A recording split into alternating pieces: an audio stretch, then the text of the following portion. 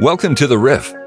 Today on the Riff, Jeremy sits down with longtime North Pointer Leslie Lingenfelser. They get to talk about Leslie's life, her family, and her journey with cancer. We hope today is hopeful. Thanks for listening. Welcome, Riff listeners. Great to have you today. I have been looking for, now I like all of our episodes, but this is one I've been thinking about a lot since I was able to get our guest to confirm her attendance, because I know this is going to be a very meaningful episode. So I want to dive right in with my friend, Leslie Lingenfelser. Thank you. Leslie, welcome to the show. Thank you for having me. Now, in a little discovery conversation before, it became true that this is your very first podcast. It is my first podcast to be on. But you Yes. listened to some. Yes. But I am thrilled. So what I'm going to do is I'm going to save a copy of this. I'm going to sell it on eBay one day after you've hit your 100th podcast. But Nice. thrilled to have you here. Leslie and Bill, the Lingenfelser family, are longtime North Pointers. And so I'm going to walk through a little bit about your story. And then I'm also going to get to a journey that the Lingenfelser family has been on the last few years. I believe God's going to use this story. So let's dive in by getting to know who is Leslie Lingenfelser. Start with birth. End with now. Hit some highlights. Where'd you grow up? I grew up locally. I grew up in a small town called Crane. It's about 45 minutes from here. Yeah. Very tiny. I've always lived in Some Springfield. decent basketball teams that come out of Crane. You're right. Yeah? That's right. We're small but mighty. I like that. Don Johnson, that's our claim to fame. Like Miami Vice? That's right. Are you kidding me? Yeah, he was friends with my dad when they were young. A Oh, lot my of word. Johnsons He's from Crane. still in the area. Okay, that's a Right. wound, and I know it's not about me, but I've got to share a wound that just came up. Oh, please. When I was in fourth grade, we had no money.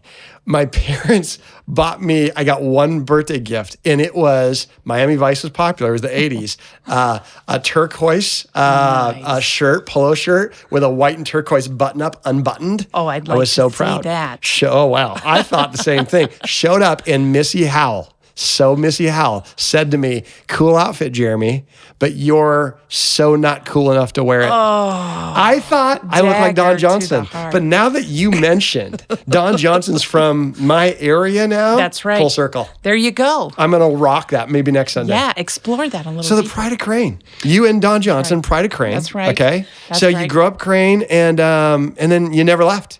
Never left the area. Okay. I went to school locally. Okay. Got married, met my husband at our first real accounting job. Okay, so Bill and you working together. That's right. So then you started dating. Yeah, he'll say I was his boss, Okay. and we both say it was just good training for marriage, right? Awesome. That's very good. Okay, so now Lingenfelser, some of you are listening, you're like, Lingenfelser. That name sounds super familiar, and you're a local tennis fan because yes. your son is one of the better tennis players in the state. Thank So, you. Yes, Caden works very hard. He's a senior at Willard High School. Yeah. Has played since he was 6. Just on a whim, he liked the Wii tennis. Yeah. So I thought, hey, I'll sign him up and see if he likes this. And it turns out he's amazing. He is. Incredibly dedicated to what he does and has had great success. Thank you. Headed to college tennis. Now, I played right. him, I think he was in 7th grade, and I waited too long because I played a lot of tennis. He was playing tennis. I'd see him at Cooper all the time. Yes. And then we always talked about playing. I should have done it earlier because I waited till he was a little taller as a 7th grader, and he beat me. And it was everything I can to keep it close. And I was so discouraged because I thought, I'm excited for him, but I'm pretty competitive. And I thought, he's only going to get better, and I'm only going to get worse. This was my one shot to ever beat him, and I blew it. But so tell us a little bit about the rest of the Lingenfelser family. I have another son. He's 27. He lives in San Antonio. Down in Texas. Very proud of him. Miss him dearly. Yeah. And I have a beautiful daughter. She's 21. She stays local. She Yeah. goes to MSU. She's about to graduate soon. She's going to be a teacher. That's awesome. So, That's awesome. yeah. Well, how long y'all been at North Point? In my mind, I feel like you were prior to me. Is That's that- right. yep, okay. Right. I think we had started coming about a year or two before you got there, maybe closer to a year. Okay. We were new North Pointers. Okay. Now, did you grow up in a faith family? Yeah. The church doors were open. We were there. Really? Yes. Crane, Missouri. My grandpa was a pastor. Okay. So yes, I was grounded in in church. Right. Yeah. Okay. And was that Bill's background as well? No, he actually grew up in a Catholic home. Okay. They traveled a lot and would go to Sunday Mass, but I would say the day-to-day relationship wasn't necessarily there. Yeah. Now, okay. I remember you telling me a story of neighbors who really had a positive right. impact on y'all. Tell us a little bit about that. The Killingsworths. Yeah. When Now, many of you might know Sean. This was his uncle, I believe. yeah, two uncles. Okay. We lived in what we refer to as Killingsworth Alley. My husband had built a house out in Walnut Grove, across the road from two of the Killingsworths, Scotty and Mark. Okay. And they just accepted him as their own. So while we were dating, I got to learn about them. And they actually led him to the Lord. Wow. Right before we started dating. That's awesome. Yeah. That's cool. They're very Cool special story. to us. That's great. Well, so you've been married, and now you work in accounting. You work in finance. I do. I work for a local organization. It's a financial institution where I apply my accounting, but we work with churches and not-for-profits with financial needs. Now, I also just saying, I love that company.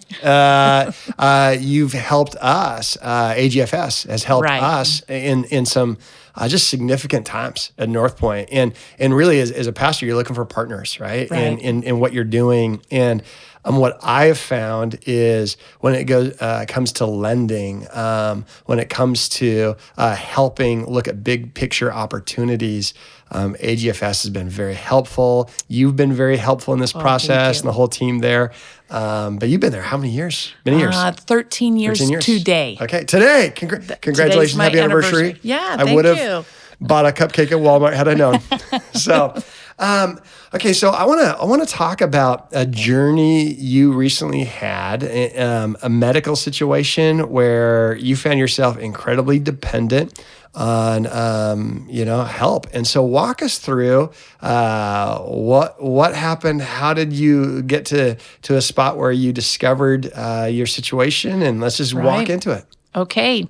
Well, picture it. The year's 2020. The Chiefs won the Super Bowl. I remember that. It was supposed to be an amazing year. Yes. That's about when it all went downhill, right? It did. It did. My son and my husband used to give me a hard time. They would say I'm a jinx for the Chiefs. Whenever I would walk in, they would start losing. But my son says now, it turns out the Chiefs aren't so good for mom, because things went south shortly after. We were right in the middle of the lockdowns from COVID. Yeah. And frankly, we were enjoying it. Our family was kind of loving life.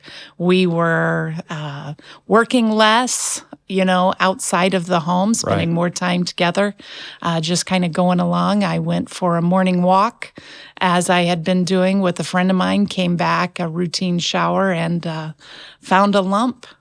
Wow. I found a lump in my left breast that was larger than anything I could have imagined. Did you instantly have fear? I did. I knew. I think something inside of me said, there's something really wrong here. I called my husband in and said, I need you to come looking at this. And by the time he got to the door, he could see it.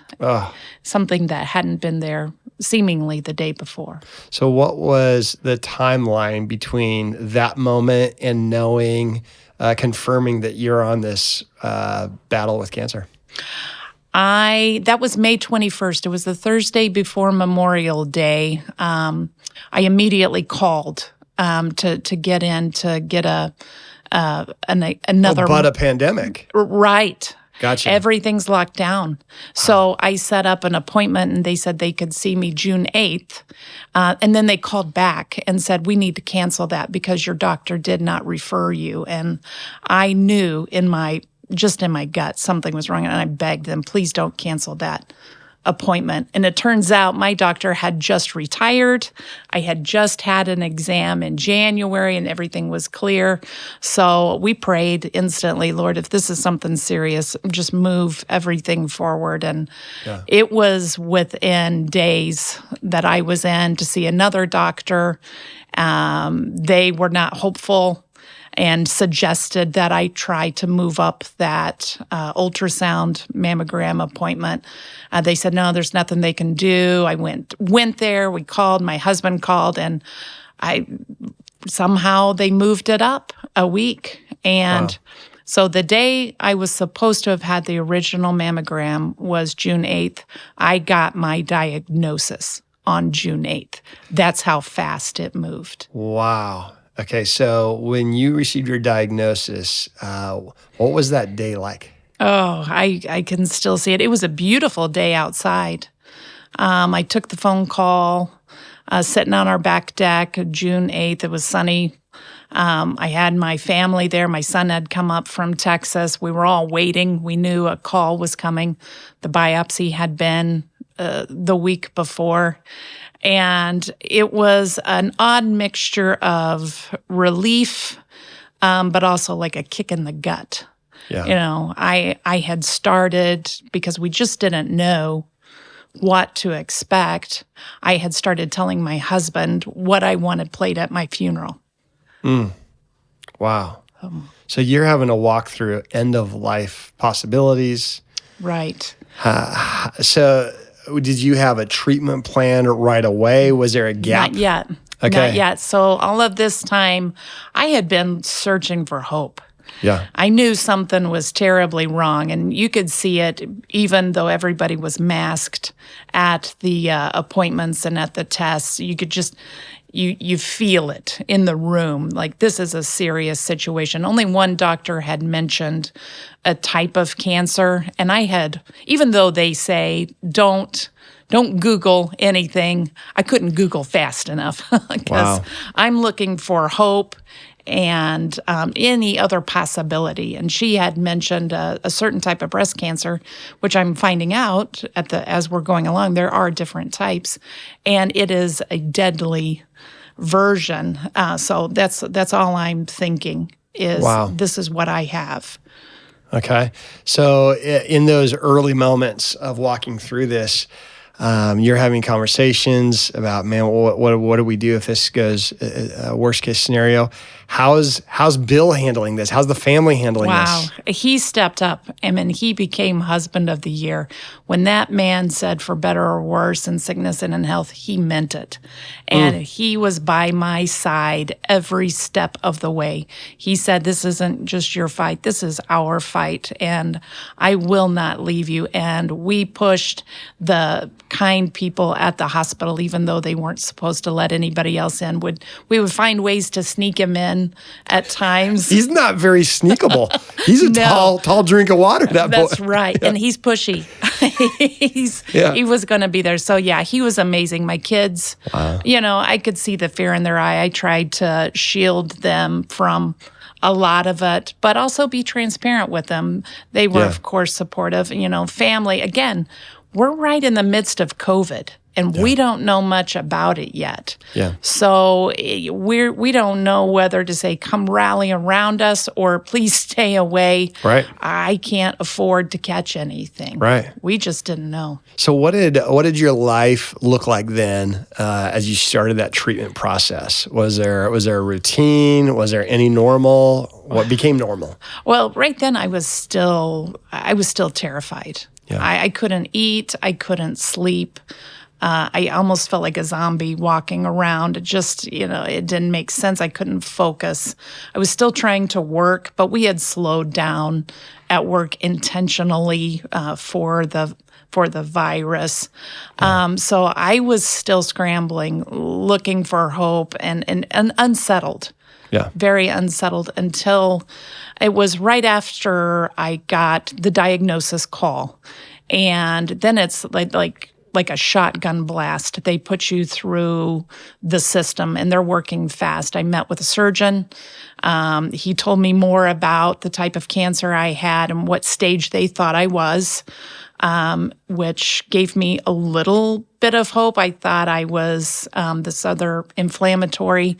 Turns out it was called lobular, and I was only stage 3, which for most people, only stage 3 doesn't sound so great. But when you thought Now, stage 3 out of 4, I'm like, hey, this is okay, but still very scared. And then I met with another doctor, and he said, I'm not so sure that you're only stage 3. I think we need to do a PET scan. Wow. So it's a roller coaster. Yeah. You start looking for hope, and you're just clinging to any nugget of hopeful information that's presented to you, and trying not to believe the worst. In those moments, were you ever introduced to anybody who had been in your shoes, who was able to walk through it, or what were those glimpses of hope that you found? Oh, yeah. My neighbor, sweet gal, she had been my son's second grade teacher. Really? My husband reached out to her as one of the first people when we suspected this is where we were going, and she immediately introduced me to an online ladies cancer group that was actually formed by a gal here at North Point. Wow. And came and talked to me. I started calling anybody I knew who had already been down this path. Really? Yes. Yeah. I had been a pretty private person. Okay. I could be a little reclusive at time, and I decided I'm putting all the guards down. I need whatever help and support I can get. Well, and what did you find that people that you reached out to, were they ready to be vulnerable with you? Absolutely. Absolutely. Really? We were shocked by the outpouring of love. And eventually I got to where I couldn't keep repeating where we were, what we'd find out in multiple texts and calls. So I decided to set up a group on Facebook, where the old people go to, and have one place to share. Here's what's happening. Just merely out of a desire to limit the times I have to tell it, and the outpouring of love and support we got from that was unbelievable. Really? Friends that I didn't think, maybe just acquaintances stepped up. A meal train started, and people would show up and they wouldn't ask, what can we do? They would just show up and do, which we learned, which was actually a valuable lesson for us, because we were those people before too. Just let me know what I can do to help. What you need are people who just come and do what they see needs to be done. Our yard got mowed, weed-eated, meals would show up, cards, texts. The outpouring of love was incredible. Wow.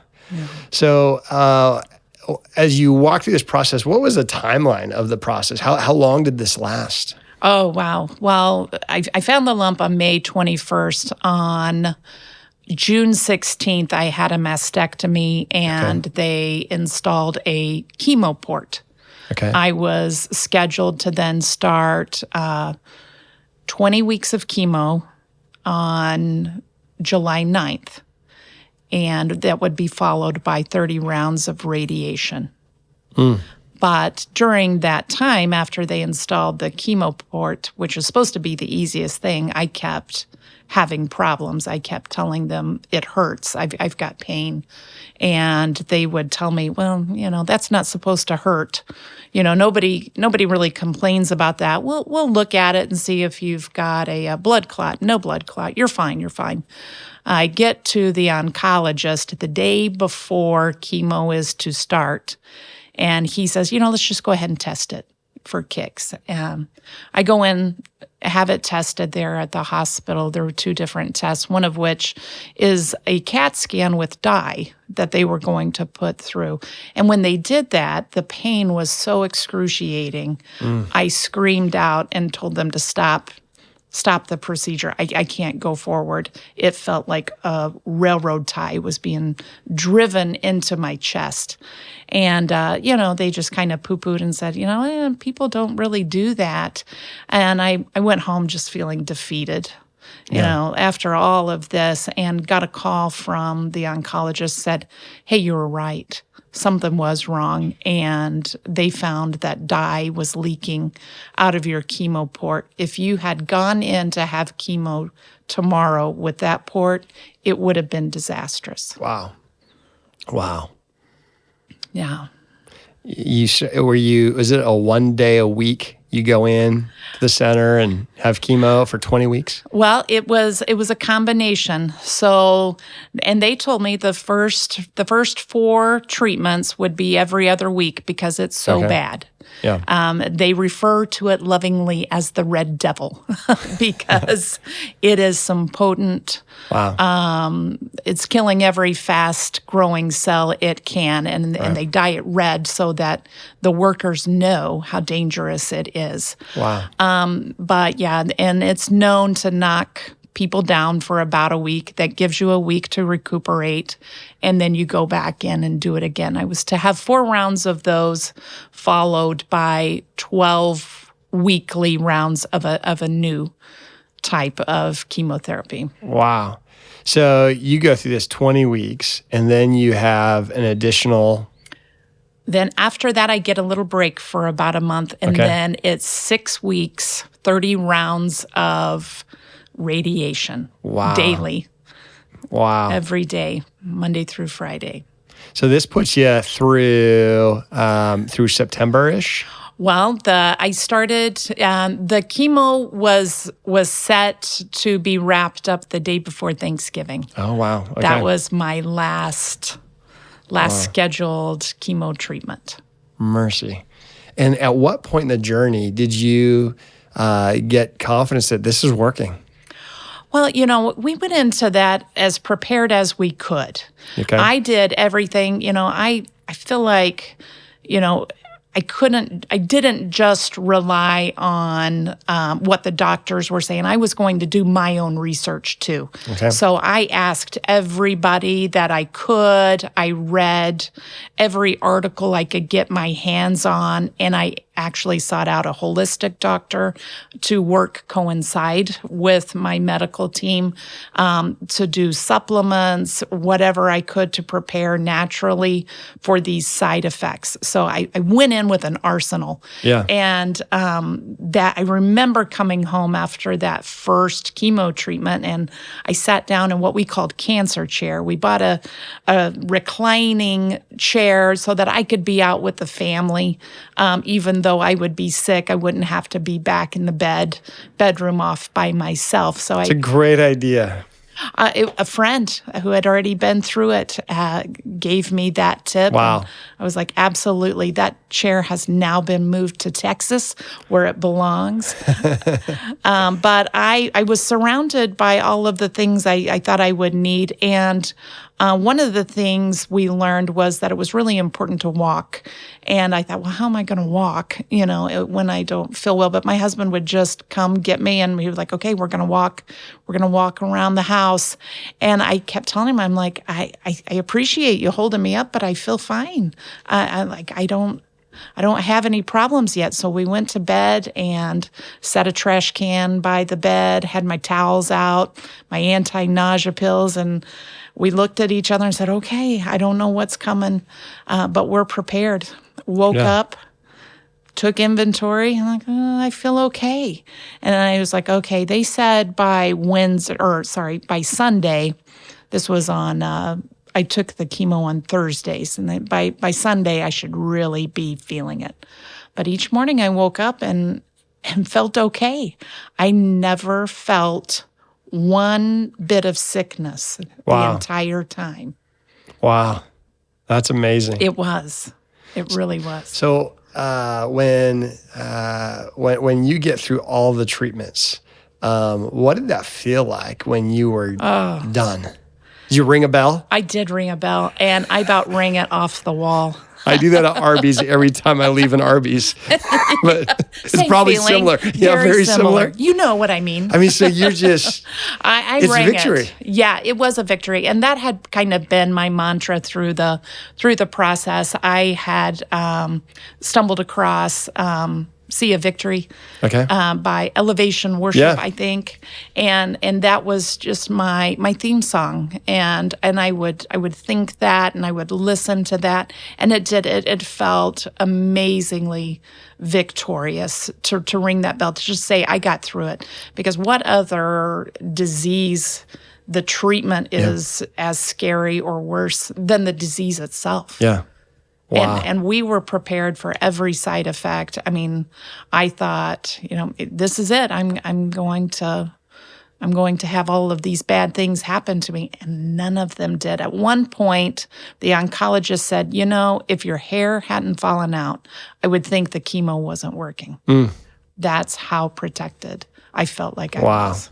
Now you're a little over 2 years now removed from that bell day. Is that about it? That's right. Wow. Yeah. So a few questions now as you reflect through this is how did that journey impact your view on health? Oh, wow. I immediately looked at everything we were ingesting. Okay. And did research and I asked everyone, what should I be eating? And wanted to do whatever I could to make my situation better. Yeah. But it also taught me not to take one day for granted. Yeah. Absolutely. It's, if I wake up and I'm breathing, I'm like, it's a good day already. Yeah. Wow. What about, how did this impact your faith? It puts it to the test. Like I said, I grew up in church. I knew the things to say. I've heard the stories. I've done the Bible studies. But until you actually go through something where, and I remember thinking about, maybe it's in Romans, don't quote me, where it says suffering leads to perseverance, ultimately to hope. Yeah. And that is, I felt like I lived that. And, I was so grateful that my parents had taken me to church, and I was grounded in that faith, and I could lean on those verses and those promises that I had learned growing up, and that I had surrounded myself with other believers who were praying for me. We had people praying all across the nation. Yeah. And I found out I was on prayer lists and churches all over, which is humbling. Yeah. Very humbling.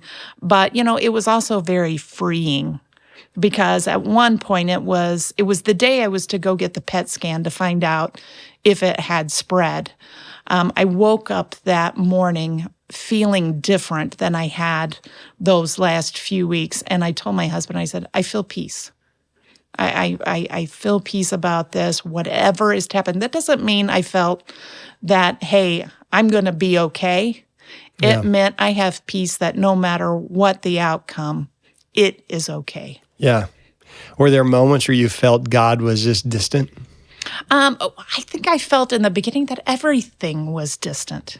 God and people. I felt completely alone, even though I knew there were plenty of other people who had gone down this path before and were. It just felt isolating. Yeah.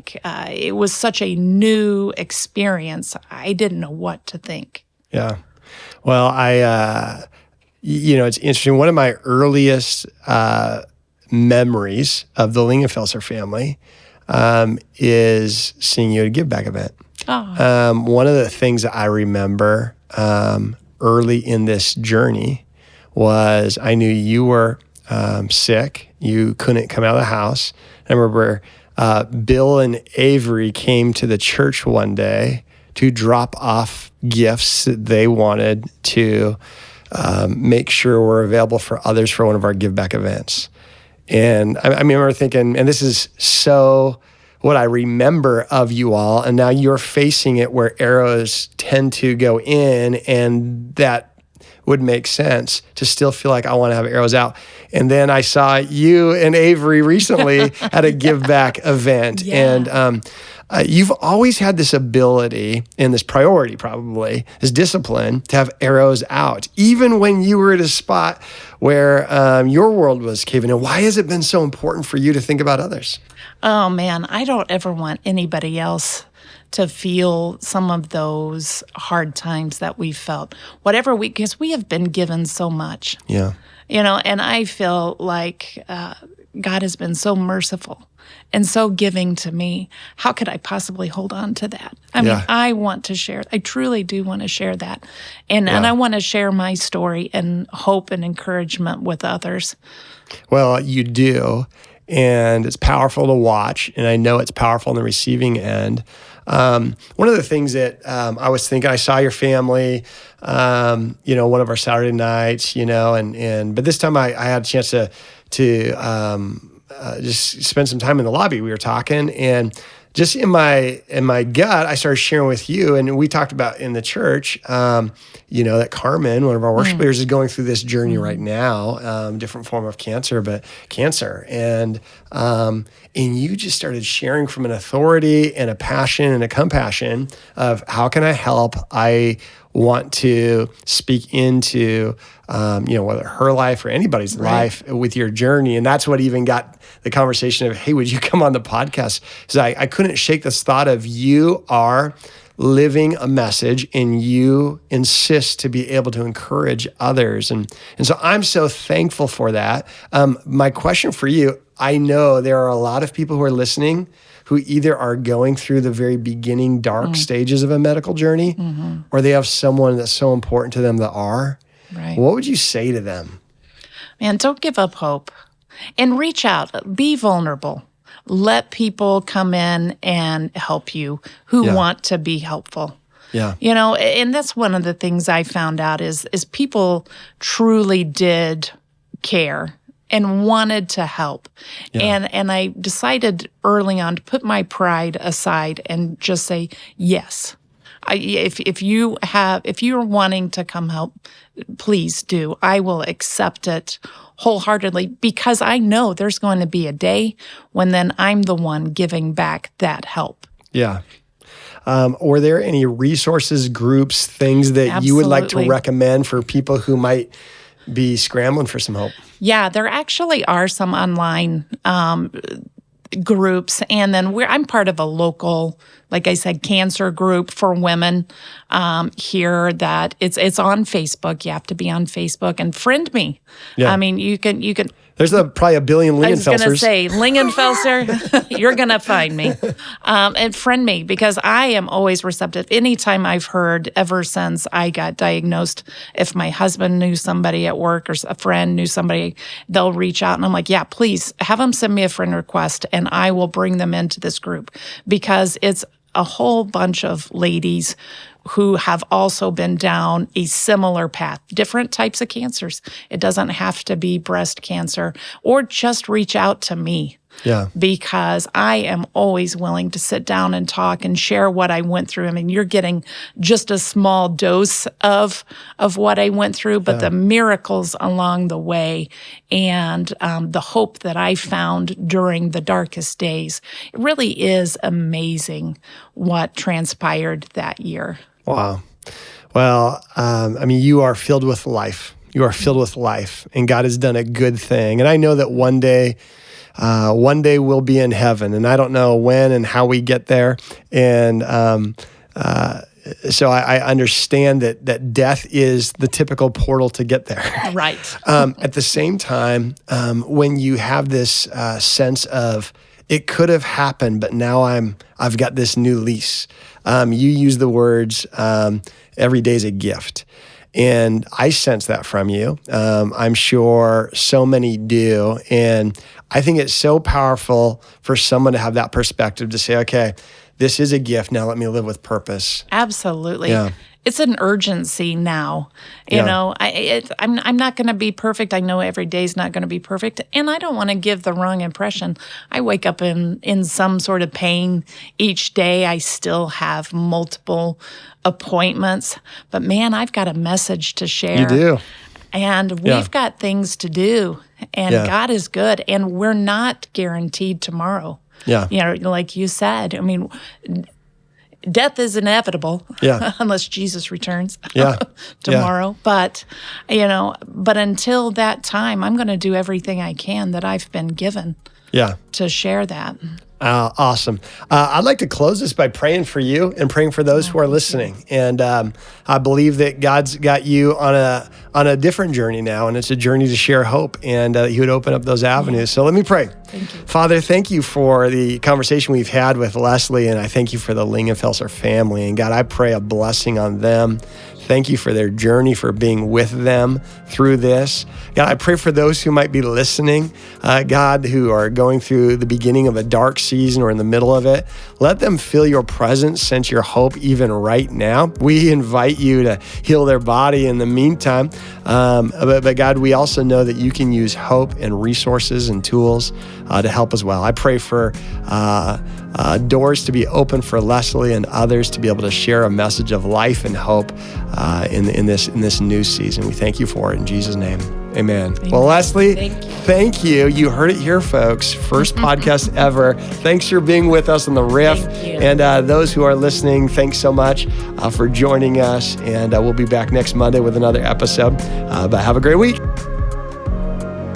Thanks for listening to this episode of The Riff. We'll have a brand new episode every week, wherever you find podcasts.